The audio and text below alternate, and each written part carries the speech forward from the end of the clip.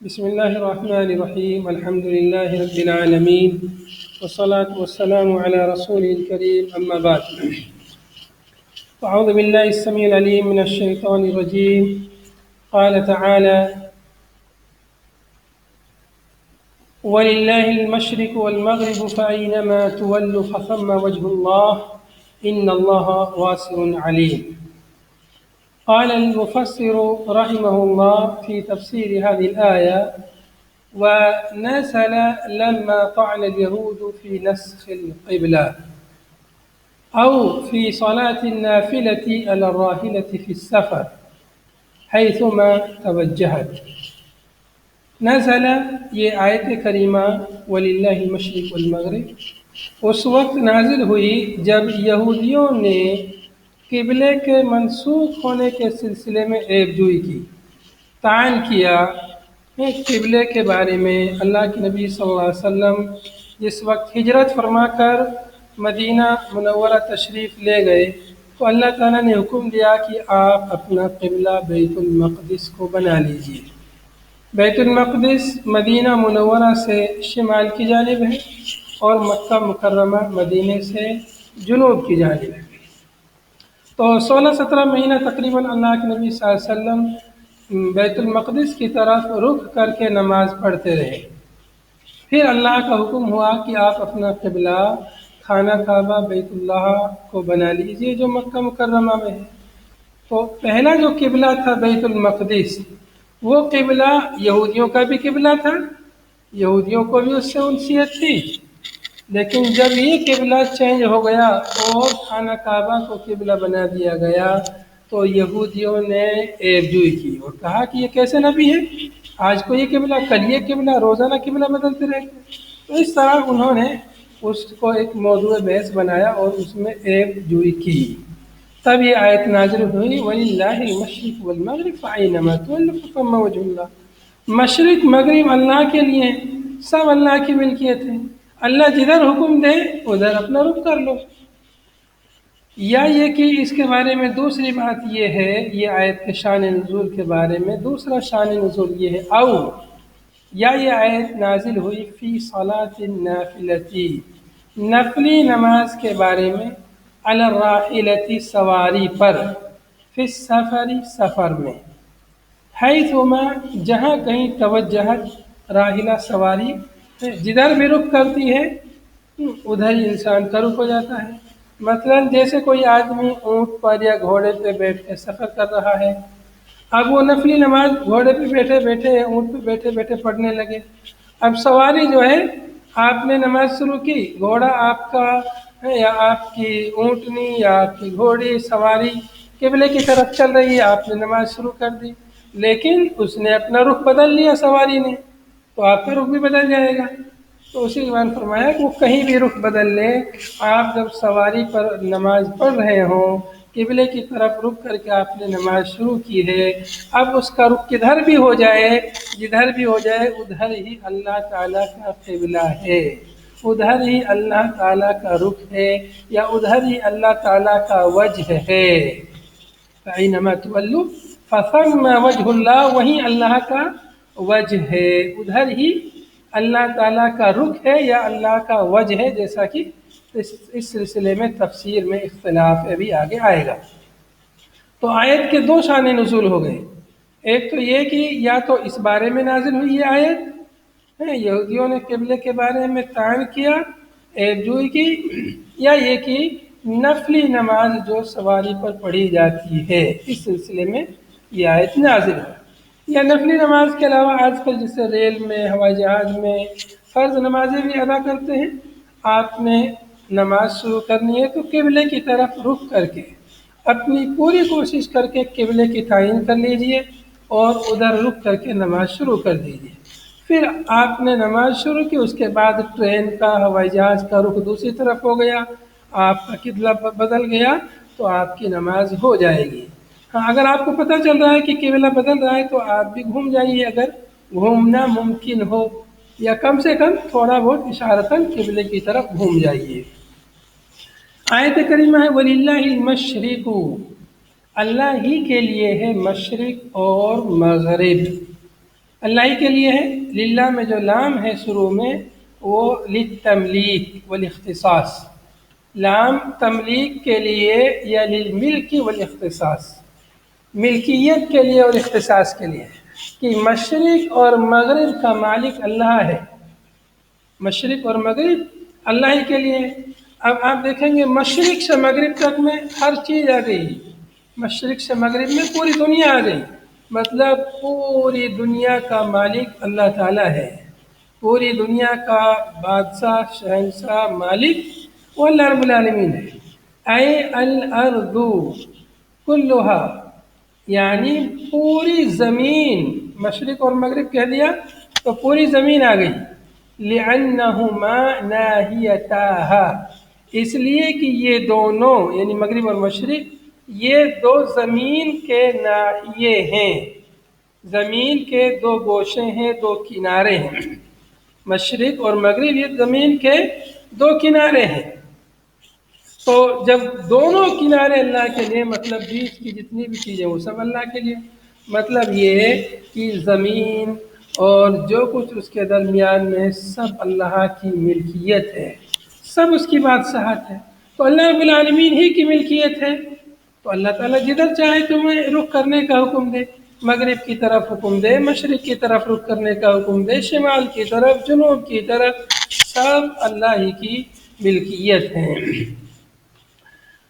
وَلِلَّهِ الْمَشْرِقُ وَالْمَغْرِبُ فَأَيْنَمَا تُوَلُّوا، فَأَيْنَ، أَيْنَ یہ شرط ہے، جہاں کہیں، ما زائدہ ہے، تُوَلُّوا تم اپنا رخ کرو، جدھر بھی تم اپنا رخ کرو، جدھر بھی تم اپنی توجہ کرو، جدھر بھی تم اپنا قبلہ بناؤ، فَثَمَّ وَجْهُ اللَّهِ ادھر ہی اللہ کا وجہ ہے، فَثَمَّ اسی جانب، اسی طرف، وجہ اللہ اللہ کا وجہ، کدھر بھی تم رخ کر لو، قبلے کی طرف، یہ مشرق کی طرف کرو، مغرب کی طرف کرو، شمال کی طرف کرو، جنوب کی طرف، کدھر بھی کرو ادھر ہی اللہ کا وجہ ہے۔ جیسے ہم لوگ یہاں سے ہندوستان سے جب نماز پڑھتے ہیں تو ہمارا رخ ہوتا ہے مغرب کی طرف، کیونکہ قبلہ خانہ کعبہ یہاں سے مغرب کی طرف ہے۔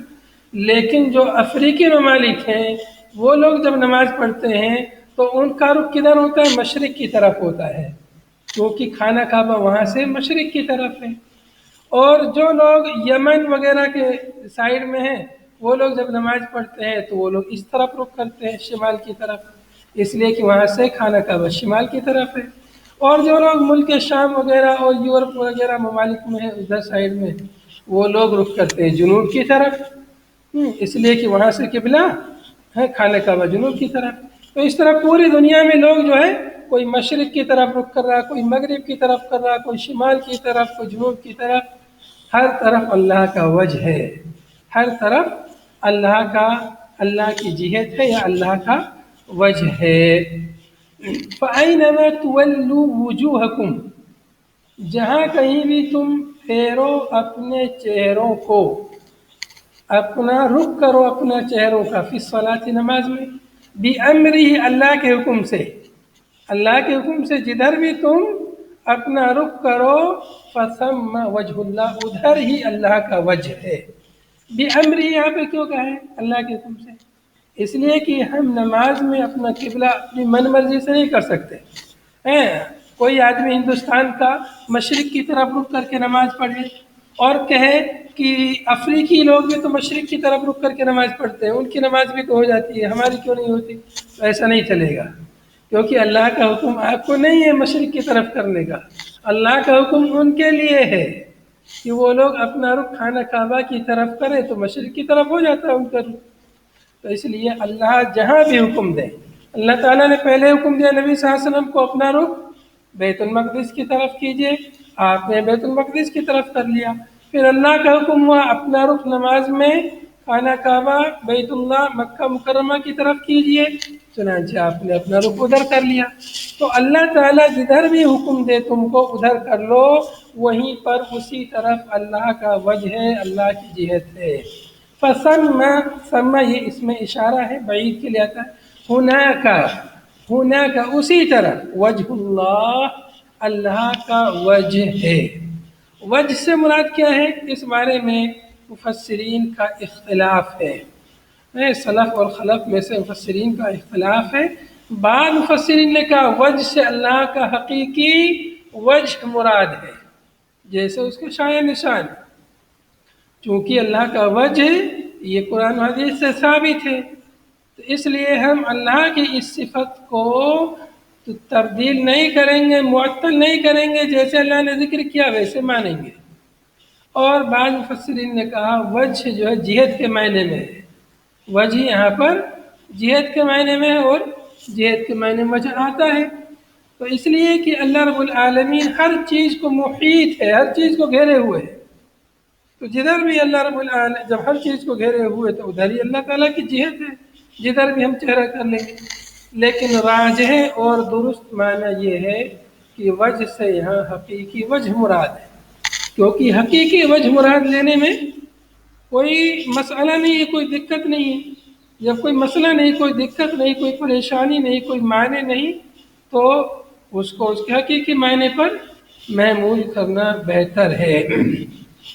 یہاں پر مفسر نے معنی ذکر کیا وجہ کا معنی قبلتہ التی رضیہ، وجہ کا مطلب وہی اللہ کا قبلہ ہے جس قبلے سے اللہ تعالیٰ راضی ہوتا ہے، تو جدھر اللہ تعالیٰ نے حکم دیا ادھر اپنا چہرہ کر لو، اسی سے اللہ تعالیٰ راضی ہوگا، اسی سے خوش ہوگا۔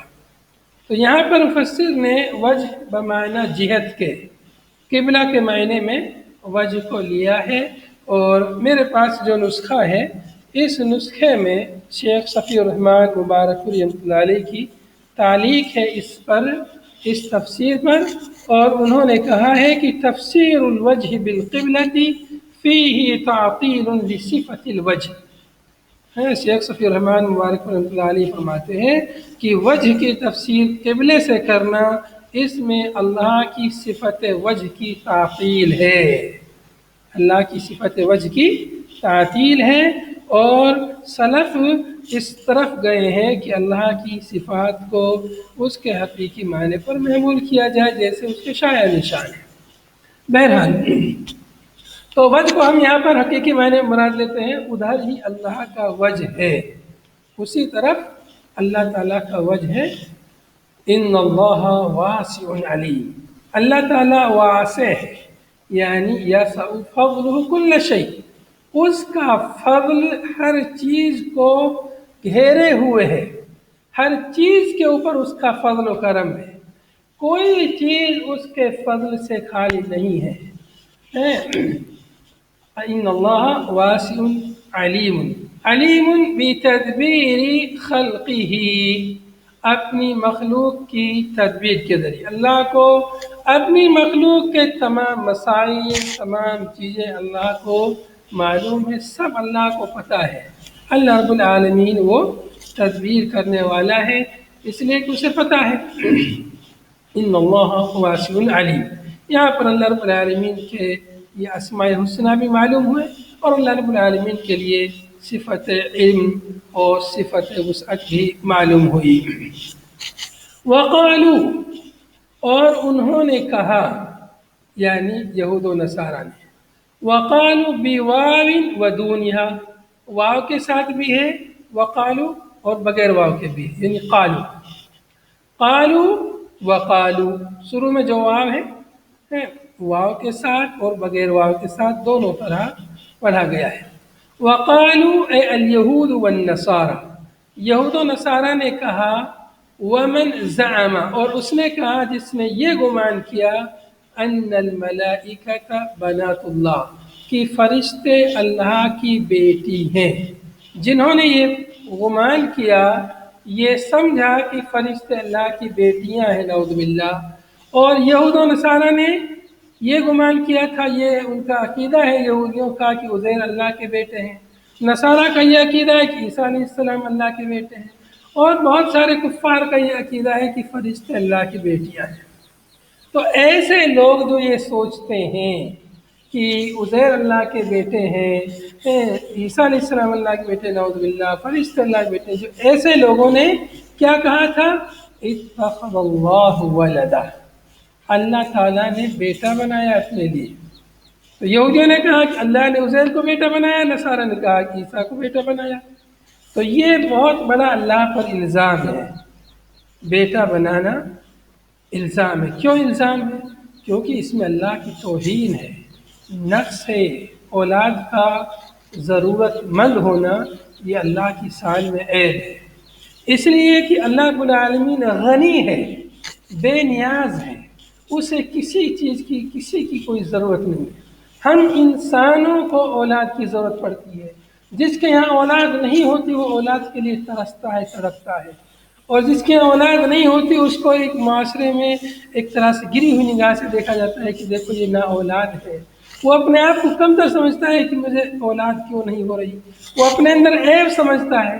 جس کے یہاں اولاد نہیں ہوتی وہ اپنا علاج کراتے ہیں، ڈاکٹروں کے پاس جاتے ہیں، مرد عورت دونوں جاتے ہیں ڈاکٹروں سے علاج کراتے ہیں، کہ وہ سمجھتے ہیں کہ ہمارے اندر کمی ہے، نقص ہے، اولاد کیوں نہیں ہو رہی۔ لیکن اللہ رب العالمین کی ذات جو ہے وہ نقص اور عیب سے پاک ہے، اسے اولاد کی ضرورت نہیں ہے، وہ تو غنی ہے، بے نیاز ہے۔ اولاد کی ضرورت ہم انسانوں کو ہوتی ہے۔ ہم سوچتے ہیں کہ اولاد ہو جائے تو بڑھاپے میں ہمارا سہارا بن جائے گی، ہماری مدد کرے گی، ہمارا تعاون کرے گی وغیرہ، ہمارے مرنے کے بعد ہمیں یاد رکھے گی، ہمارے لیے دعائیں کریں گی، بہت سارے مقاصد کے لیے ہم سوچتے ہیں۔ لیکن اللہ کی ذات اولاد سے پاک ہے، بے نیاز ہے۔ بلکہ دنیا میں جتنی بھی مخلوق ہے سب اللہ کے غلام ہیں، اللہ کے بندے ہیں، اور جو غلام ہوتے ہیں وہ بیٹے نہیں ہو سکتے ہیں۔ اپنی اولاد کو کوئی غلام بناتا ہے کیا؟ اپنی اولاد کو کوئی غلام نہیں بناتا۔ ہم سب اللہ کے غلام ہیں، اللہ کے بیٹے نہیں ہیں، اللہ کے بندے ہیں، اللہ کے بندے ہیں۔ تو اللہ نے تو جن لوگوں نے یہ بات کہی تھی، یہود و نصارہ مشرکین نے، کہ اللہ تعالیٰ نے اپنے لیے بیٹا بنایا، کیونکہ ان لوگوں نے کہا کہ عیسیٰ علیہ السلام بغیر باپ کے کیسے پیدا ہو گئے، مطلب اس کا باپ اللہ ہے۔ ایسے ہی کہا کہ فرشتے یہ بغیر باپ کے کیسے پیدا ہو گئے، تو انہوں نے سوچا کہ اللہ تعالیٰ کی بیٹیاں ہیں۔ ایسے ان لوگوں نے اپنی ناقص عقل سے ایسے سوچ لیا، جو کہ بالکل غلط اور اللہ رب العالمین کی شان میں بہت عظیم گستاخی ہے۔ قال تعالیٰ، تو اللہ تعالیٰ نے ان پر رد کرتے ہوئے فرمایا سبحانہ، اللہ کی پاکی، تنزیہ اللہ عنہ، اللہ تعالیٰ نے اپنے آپ کو ولد سے پاک کرتے ہوئے فرمایا سبحانہ، بل لہ ما فی السماوات والارض، بلکہ اسی کے لیے ہے جو کچھ آسمانوں اور زمین میں ہے۔ بل لہ، ارے اس کو اولاد کی کیا ضرورت ہے، یہ اس کی اولاد، وہ اولاد، سب کچھ تو اسی کا ہے، سب کچھ تو اللہ ہی کا۔ آسمان و زمین میں جو کچھ بھی ہے سب کچھ اللہ کی ملکیت ہے، ملکن و خلقن و عبیدن۔ آپ اس کو ملکن بھی پڑھ سکتے ہیں، ملکیت کے اعتبار سے سب کچھ اللہ کا ہے، خلقن مخلوق ہونے کے اعتبار سے سب اللہ کی مخلوق ہے، وہ عبیدن اور سب لوگ اللہ کے غلام ہیں، سب اللہ کے بندے ہیں۔ ملکن پڑھیں گے تو معنی کریں گے سب کچھ اللہ ہی کی بادشاہت میں ہے، ملکن پڑھیں گے تو سب کچھ اللہ ہی کی ملکیت ہے۔ والملکیت تنافی الولادہ، اس کو اگر ملکیت پڑھے تو زیادہ اولا رہے گا میرے حساب سے، کہ الملکیت تنافی الولادہ، ملکیت یہ ولادت کے منافی ہے، یا یہ کہ ولادت اولاد ہونا یہ ملکیت کے منافی ہے۔ کوئی آدمی یہ نہیں کہتا یہ میری اولاد، یہ میری ملکیت ہے۔ اولاد ملکیت میں اس لیے کہ ملکیت کہتے ہیں غلام جو رہتے ہیں، جو غلام خریدے جاتے ہیں ان کو کہتے ہیں یہ میری ملکیت ہے۔ اولاد کو کوئی ملکیت نہیں کہتا ہے، اولاد ہے اس کی اولاد ہے، پھر اللہ تعالیٰ نے اس کو بھی آزاد بنایا ہے، وہ بھی مکلف ہے۔ ہر انسان جو ہے اللہ رب العالمین کا غلام ہے، تو سب اللہ کے غلام ہیں، اللہ کے بندے ہیں، اللہ کے بندے، بیٹے نہیں ہیں۔ بیٹے ہوں گے تو پھر وہ بھی اپنی ملکیت کا دعویٰ کر بیٹھیں گے، تو اللہ رب العالمین کے مقابلے میں کوئی ملکیت کا دعویٰ نہیں کر سکتا۔ سب کچھ اللہ کی ملکیت ہے، سب کچھ اللہ رب العالمین کی مخلوق ہے، اور سب اللہ کے بندے ہیں۔ تو اس لیے فرمایا بل لہ ما فی السماوات والارض، اس کو لڑکا بنانے کی کیا ضرورت، سب کچھ تو اسی کی ملکیت ہے، آسمان و زمین میں جو کچھ ہے۔ وعبر بما تغلیبا لما لا يعقل او لما لا يعقل. یہاں پر بل لو ما فی السماوات، ما جو کچھ آسمان زمین میں سب اللہ کے لیے، تو ما کا جو لفظ ہے یہ غیر عاقل کے لیے استعمال ہوتا ہے. یہ نہیں فرمایا بل لو من فی السماوات والارض، من کا لفظ عاقل کے لیے استعمال ہوتا ہے اور ما کا لفظ غیر عاقل کے لیے. تو غیر عاقل کے لیے جو لفظ استعمال ہوتا ہے اس کو ذکر کیا، کیوں؟ غلبہ دیتے ہوئے. عبیرہ بما، اور تعبیر کیا ہے ما کے ذریعے، تعبیر کیا ہے ما کے ذریعے، لفظ ما کے ذریعے تعبیر کیا یہاں پر تغلیباً غلبہ دیتے ہوئے لما لا یعقل، اس کو جو عقل نہیں رکھتے. دنیا میں دیکھیں گے مخلوقات ہے، شجر حجر پہاڑ چرند پرند، یہ جو اکثر چیز کیا ہے؟ غیر عاقل ہے. تو غیر عاقل کو غلبہ دیتے ہوئے یہ ایسا یعنی ماں کے ذریعے تعبیر کیا ہے. تو یہ مطلب ہم انسانوں کے اعتبار سے ہمیں ایسا لگتا ہے کہ دنیا میں جتنی چیزیں ہیں اس میں زیادہ غیر عاقل ہیں، غیر عاقل زیادہ ہیں اور عاقل کم ہے. انسان عاقل ہے، انسان کے علاوہ یا جنات عاقل ہیں یا فرشتے عاقل ہیں. تو باقی جو چیزیں ہیں وہ تو سب غیر عاقل ہمیں معلوم ہوتی ہیں. لیکن بعض مفسرین نے کہا ہے، شیخ ابن عثیمین رحمۃ اللہ علیہ وغیرہ نے، کہ ہم ایسا کہہ نہیں سکتے کہ غیر عاقل زیادہ ہے، اس لیے کہ فرشتوں کی جو تعداد ہے، فرشتے تو عاقل ہیں، فرشتوں کی جو تعداد ہے وہ اتنی زیادہ ہے کہ جو ایک بار طواف کرتا ہے اوپر جو اللہ رب العالمین نے ان کے لیے بیت معمور بنایا ہے، تو پھر قیامت تک اس کی باری نہیں آتی. فرشتوں کی اتنی زیادہ تعداد ہے. اور بعض روایتوں میں آتا ہے کہ اتنی زیادہ تعداد ہے فرشتوں کی کہ ہر فرشتے کو بس اتنی جگہ زمین پہ ملتی ہے جتنے میں وہ کھڑا ہو سکتا ہے. تو پھر اس سے تو ایسا لگتا ہے کہ عاقل زیادہ ہے. بہرحال تو یہاں مفسر فرماتے ہیں کہ غیر عاقل کو غلبہ دیتے ہوئے یہاں پر ما سے تعبیر کیا ہے جتنی بھی آسمان و زمین میں چیزیں ہیں. کل لہ قانتون، یہاں پر اس میں جو ہے فی تغلیب العاقل، اس میں عاقل کو غلبہ ہے اور اس میں غیر عاقل کو غلبہ ہے. کل لہو، سب کچھ اسی کے فرما بردار ہے. کل سب لہو، اسی اللہ کے لیے. قانتون مطیعون، سب اس کے مطیع ہیں، فرما بردار ہیں. سب مطیعون، کل بما یراد منہ، کل تمام کے تمام، بما یراد منہ جو اس سے مراد لیا گیا، جو اس سے چاہا گیا. یعنی مخلوق میں ہر فرد اس مقصد کے تابع ہے جو اس سے مطلوب ہے، جو اس سے مطلوب ہے اس مقصد کے وہ تابع ہے اور وہ کر رہا ہے. مطلب اب آپ کہیں گے کہ کافر لوگ کہاں اس کے مطیع اور فرما بردار ہیں؟ نہیں ہے نا مطیع فرما بردار. تو جو اس سے چاہا گیا، اس لیے مفسر نے کہا کل بما یراد منہ، جو اس سے چاہا گیا وہ اس کا فرما بردار ہے. تو اللہ رب العالمین نے کفار سے چاہا وہ نافرمانی کرے تو نافرمانی کر رہے ہیں. اللہ رب العالمین نے اپنی مشیت کونیہ سے، اللہ رب العالمین کی جو مشیت ہے، مشیت کونیہ اور مشیت شرعیہ، ارادہ کونیہ ارادہ شرعیہ، تو ارادہ کونیہ سے کفار سے چاہا کہ وہ کفر کرے، نافرمانی کرے. تو جس سے جو اللہ نے چاہا وہ اس کو وہ کر رہا ہے. ہر کوئی اللہ کا فرما بردار ہے. کل سب لہو اسی کے قانتون فرما بردار ہے. وفیہ تغلیب العاقل، اس میں عاقل کو غلبہ دیا گیا ہے کہ سب قانت ہیں، اس کے فرما بردار ہیں. بدیع السماوات والارض، بدیع بمعنی مبدع کے معنی میں ہے آسمان اور زمین کا پیدا کرنے والا، آسمان اور زمین کو وجود بخشنے والا بغیر کسی سابق مثال کے. بدیع فعیل کے وزن پر ہے بمعنی مبدع، آسمان اور زمین کو بغیر کسی سابق مثال کے پیدا کرنے والا. یعنی ایک تو یہ کہ آدمی کے سامنے کوئی چیز ہے، اس کو دیکھ کر کے یا اس کے جیسے اور اس سے کوئی چیز تصور لے لے اور پھر کوئی چیز بنائے. انسان دنیا میں جو چیزیں ایجاد کر رہا ہے تو وہ اس کو ایجاد کرنے کے لیے اس کے پاس کچھ نہ کچھ ایک سابق مثال ہوتی ہے، لیکن اللہ تعالیٰ نے جو کچھ بھی پیدا کیا ہے اس کی کوئی سابق مثال نہیں۔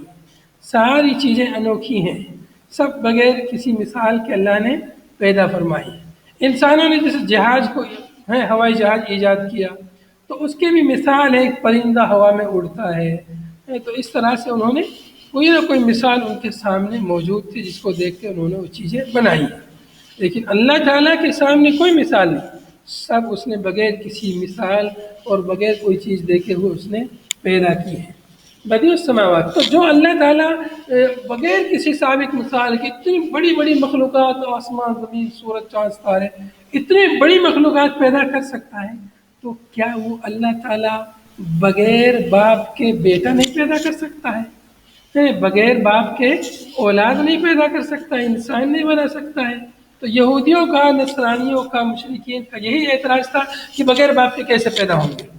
تو بغیر باپ کے وہ پیدا ہوئے عیسیٰ علیہ السلام، تو انہوں نے کہا کہ اللہ کا بیٹا ہے، فرشتوں کو اللہ کی بیٹی قرار دیا، ان کی عقل میں بات نہیں آ رہی تھی۔ تو اللہ نے فرمایا دیکھو، جو اللہ آسمان اور زمین اتنی بڑی بڑی مخلوقات پیدا کر رہا ہے تو اس کے لیے بغیر باپ کے بیٹا پیدا کرنا مشکل ہے کیا؟ نہیں، مشکل نہیں ہے۔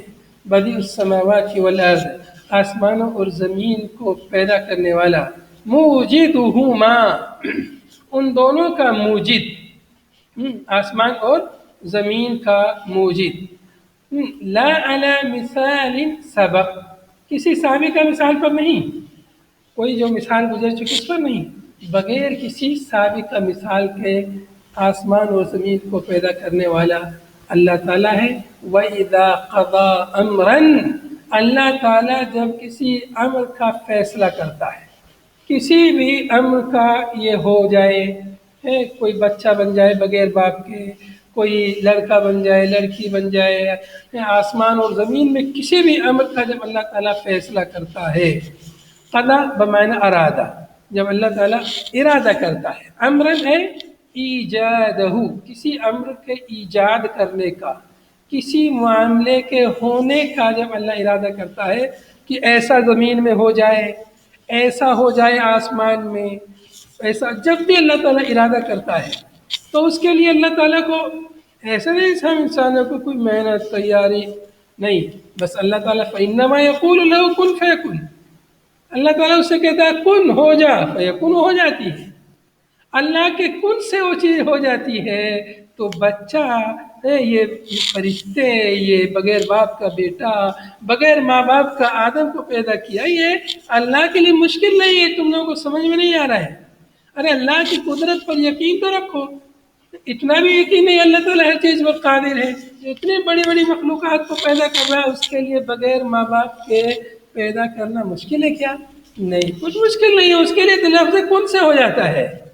وَإِذَا قَضَى أَمْرًا، اور جب اللہ تعالیٰ ارادہ فرماتا ہے کسی امر کے ایجاد کرنے کا، فَإِنَّمَا يَقُولُ لَهُ، تو اس کو کہتا ہے کن ہو جا، لفظ کن کہتا ہے، فَيَكُونُ، وہ چیز ہو جاتی ہے، وہ چیز ہو جاتی ہے، اَيْ فَهُوَ يَكُونُ، یعنی وہ چیز ہو جاتی ہے، جیسے اللہ تعالیٰ کہتا ہے ویسے ہو جاتی ہے، جیسے وہ چاہتا ہے ویسے وہ ہو جاتی ہے۔ وفی قراءۃ بالنسب، اور ایک قرأت میں فیکونو کو یکونا نسب کے ساتھ پڑھا گیا ہے، جوابا للامر، امر کن، لفظ کن میں یہ جو فعل امر ہے اس کا جواب کے طور پر اس کو فیکونا پڑھا گیا ہے۔ تو معلوم ہوا کہ فیکونو اور فیکونا اس میں دو قرأت ہیں۔ تو یہ پورا جو ہے رد ہے ان لوگوں پر، یہود و نصارہ، مشرکین، اور جو لوگ اللہ تعالیٰ کے بارے میں باطل اعتقاد رکھتے ہیں، ان لوگوں پر اس میں رد ہے۔ تو یہاں پر جو ہے وقت مکمل ہو گیا ہے، اس لیے ہم اسی پر اکتفا کرتے ہیں۔ هذا وصلی اللہ وسلم علی نبینا محمد وعلی آلہ وصحبہ اجمعین، سبحانک اللہم وبحمدک، نشہد ان لا الہ الا انت، نستغفرک ونتوب الیک۔ السلام علیکم ورحمۃ اللہ وبرکاتہ۔